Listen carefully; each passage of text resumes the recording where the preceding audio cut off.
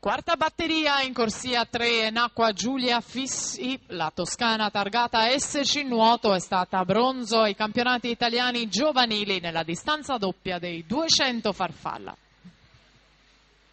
Giulia Fissi tocca per prima dopo le prime due vasche 31 e 32, un passaggio più lento rispetto a quello di Alice Conte che ha vinto la batteria precedente e detiene il miglior tempo fino a questo momento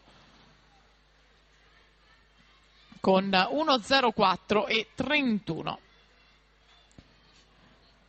Per la quinta batteria ed ultima junior femmine Michela Pelizza 2000 Padova in 1, Elisa Salutelli Nuoto Livorno in 2, in 3 Giulia Trevisan Leo Sport, in 4 Alice Mariga Milano Nuoto, in corsia 5 Caterina Bergamo Piave, in 6 Marica Bortolamiol Veneto Banca Montebelluna. Intanto Giulia Fissi 1.05.24 per vincere la quarta batteria.